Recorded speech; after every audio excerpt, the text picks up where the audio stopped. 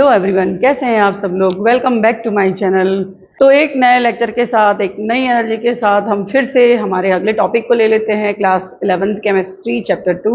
Next topic है हमारा determination of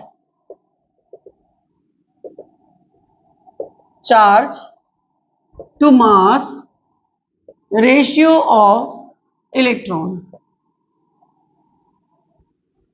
E upon m ratio. Charge को अपन इलेक्ट्रॉन के E से रिप्रेजेंट करें और एम E लिख सकते हैं इलेक्ट्रॉन के लिए। ये हम लोग अब कैलकुलेट कर रहे हैं। ये हमको कैलकुलेट करके दिया था जे थॉमसन ने।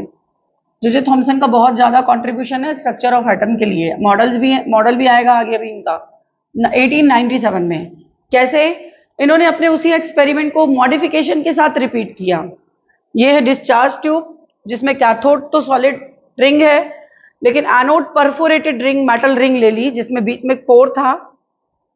इस डिस्चार्ज ट्यूब के अंदर वैसे ही लो प्रेशर पर गैस, हाई वोल्टेज का करंट पास करना है, और इससे जो रेज निकलती हैं, मींस कैथोड रेज जो निकलती है, क्योंकि यहाँ पे पोर है एनोड पे, तो वो आगे चले जाएंगी और आगे एक फ्लोरोसेंट स्क्रीन लगाई गई थी, उस पे स्ट्राइक कर रहा था, किया जा रहा था। तो पॉइंट बी पे जाकर वो स्ट्राइक हो रही थी बिना डेविएट हुए।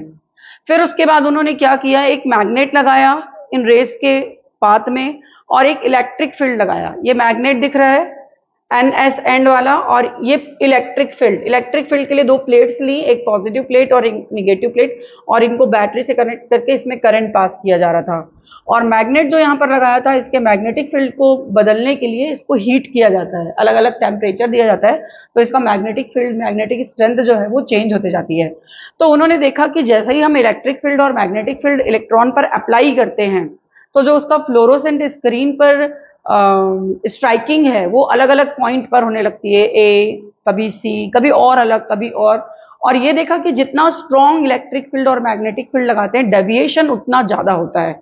अलग अलग सैंपल लेकर, अलग अलग इलेक्ट्रिक फील्ड, मैग्नेटिक फील्ड लेकर उन्होंने अपने एक्सपेरिमेंट को कई तरीके से रिपीट किया, और देखा कि जैसे ही इसमें मैग्नेटिक और इलेक्ट्रिक फील्ड दोनों एक दूसरे के परपेंडिकुलर रखे जाते हैं, और जैसे ही वो लगाया जाता है इलेक्ट्रिक फील्ड और मैग्नेटिक फील्ड, तो इलेक्ट्रॉन का डेविएशन शुरू हो जाता है। लेकिन जैसे ही वो बैलेंस होते हैं, तो बिल्कुल पॉइंट बी पर वो स्ट्राइक होने लगता है, और इसकी वजह से उसकी जो मास है, उसका जो चार्ज है, वो उसको इस तरह की प्रोसेस के लिए कैरिड आउट करता है। और ये जो डिफ्लेक्शन हुआ डिफरेंट पॉइंट पे फ्लोरोसेंट स्क्रीन पे, उसके लिए उन्होंने जो मैग्नेटिक फील्ड और इलेक्ट्रिक फील्ड यूज किया, उसकी स्ट्रेंथ को लेते हुए उन्होंने इलेक्ट्रॉन के चार्ज टू मास रेशियो का कैलकुलेशन करके हमको दे दिया। और वो कैलकुलेशन करके वैल्यू आई जो उन्होंने निकाल के हमको दी। बहुत डिटेल हमको उसका कैलकुलेशन नहीं है, डायरेक्ट वैल्यू है। वो वैल्यू आई 1.7588 इंटू 10⁻11 कूलम किलोग्राम इनवर्स। तो इस तरह से जे थॉमसन ने इलेक्ट्रॉन का mass to charge m upon E की वैल्यू कैलकुलेट की इस एक्सपेरिमेंट से। देख लेते हैं हम मिलीकन्स एक्सपेरिमेंट। ये जो एक्सपेरिमेंट था, ये मिलीकन भाई साहब के द्वारा किया गया था। इससे उन्होंने determination of charge of electron निकाला था। इलेक्ट्रॉन का चार्ज जो कि निगेटिव पार्टिकल है, ये पता लग गया था, लेकिन उस पर कितना निगेटिव चार्ज होता है उसका कैलकुलेशन उन्होंने इस एक्सपेरिमेंट से हमको करके दिया था। तो क्या था एक्सपेरिमेंट, देखते हैं। एक बॉक्स लिया गया है, इसमें इस बॉक्स के अंदर दो प्लेट्स लगाई गई हैं, पॉजिटिव और नेगेटिव प्लेट्स। यहाँ से एक्सरे सोर्स है, जहाँ से एक्सरे अंदर डाली जाएगी। एम्प्टी बॉक्स है, तो अंदर एयर है, एयर के पार्टिकल्स हैं, मॉलिक्यूल एटम्स हैं।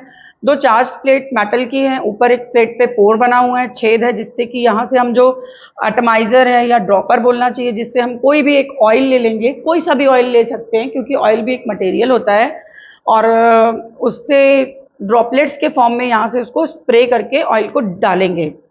यहाँ से माइक्रोस्कोप लगा हुआ है, जहाँ से टाइम पे अंदर का जो सीन है वो हम ऑब्जर्व कर सकते हैं। अब किया क्या मिलीकन ने यहाँ से ऑयल स्प्रे किया और माइक्रोस्कोप लगाकर बैठ गए और देखने लगे अंदर क्या हो रहा है। कुछ नहीं, ड्रॉप्स नीचे गिरते चली आ रही थी। क्यों गिरेंगी भाई ड्रॉप्स नीचे? Due to gravitational force. ये सभी लोग जानते हैं, ग्रेविटेशनल फोर्स उनको अपनी तरफ खींच रहा था। दूसरी चीज, जब हम यहाँ पर एक्सरे डाल रहे थे, तो इसके अंदर जो एयर है, इस बॉक्स के अंदर, एयर मतलब गैस मतलब एटम से मिलकर बनी हुई है। तो एयर के जो एटम्स थे, गैसेस के जो एटम्स थे, उस पर जब वो एक्सरे स्ट्राइक हो रही थी, तो एक्सरे अपने साथ क्या लाती है? एनर्जी लाती है। तो एक्सरे जैसी उस पर स्ट्राइक हुई, एनर्जी को लेकर उसके इलेक्ट्रॉन बाहर जाना ही पड़ेगा इलेक्ट्रॉन को, क्योंकि उनका अट्रैक्शन ब्रेक हो जाएगा न्यूक्लियस के साथ। इसके एनर्जी लेके, तो इलेक्ट्रॉन बाहर, और जैसे ही वो इलेक्ट्रॉन बाहर आएगा यहाँ पे जो ड्रॉपलेट्स गिर रही है उस पर जाकर चिपक जाएगा और इससे ड्रॉपलेट्स क्या हो जाएंगी, निगेटिव हो जाएंगी। उन्होंने ये कहा कि यदि हमें इलेक्ट्रॉन के चार्ज को निकालना है तो ड्रॉपलेट्स जिस फोर्स से नीचे गिर रही हैं उसके अपोजिट डायरेक्शन में यदि हम फोर्स लगा के उसको वहीं पे स्टॉप कर दें, रोक लें ड्रॉपलेट को, तो उससे हम एक इलेक्ट्रॉन के चार्ज को निकाल सकते हैं। और इसके लिए उन्होंने ये जो दो प्लेट लगाई थी इनको इलेक्ट्रिक फील्ड से जोड़कर इसमें करंट डाले, एक तरह का इलेक्ट्रिक स्ट्रेंथ दिया। चलो 100 वोल्ट का देख के देख लेते हैं कि रुकती है कि नहीं रुकती है, और यहाँ से ऑब्जर्व करते जा रहे थे, फिर नहीं रुकी उससे तो दूसरा और पोटेंशियल वोल्टेज चेंज किया, और ऐसे चेंज कर करके यहाँ से ऑब्जर्व करते हुए बिल्कुल अंदर सीन देखते जा रहे थे वो क्या हो रहा है, ड्रॉपलेट्स गिर रही हैं, रुक रही हैं, क्या है वो देखते जा रहे थे। तो वो ये माइक्रोस्कोप लगा ही हुआ था अंदर, तो वो इधर से स्ट्रेंथ बदलते जा रहे थे, ये दोनों प्लेट को इलेक्ट्रिक करंट दे के पोटेंशियल से जोड़ के हाई वोल्टेज के लो वोल्टेज के सब तरह का करंट देख देख के वो देख रहे थे, और उन्होंने ये इस तरह का वोल्टेज अप्लाई किया जहां पर जाकर ये ड्रॉपलेट फिक्स हो जाए। मीन्स जो ग्रेविटेशनल फोर्स है उसको बैलेंस करने के लिए ऊपर से उन्होंने यहाँ से इलेक्ट्रिक फील्ड या इलेक्ट्रिक फोर्स अप्लाई किया जो इस इलेक्ट्रॉन के चार्ज को भी बैलेंस करेगा, और फिर उसी इलेक्ट्रिक फील्ड के स्ट्रेंथ से उन्होंने इलेक्ट्रॉन का चार्ज हमको कैलकुलेट करके दिया, जिसकी वैल्यू निकाल के बताई -1.6022 इंटू 10⁻⁻19 कूलम। तो इस तरह से मिलीकन ने हमें इलेक्ट्रॉन का चार्ज कैलकुलेट करके दिया। देख लेते हैं determination of mass of electron. देखो जब चार्ज टू मास रेशियो निकाल ली गई, इलेक्ट्रॉन की चार्ज निकाल लिया गया, तो फिर इसके लिए अलग से कोई एक्सपेरिमेंट करने की जरूरत नहीं पड़ी, सिंपल इसको कैलकुलेशन करके हम लोग निकाल सकते हैं, क्योंकि mass is equal to e upon m, जो कॉमन है वो अलग हो जाएंगे और फिर मास ही बचेगा, ये वाली थ्योरी, ये वाला फॉर्मूला अप्लाई करके।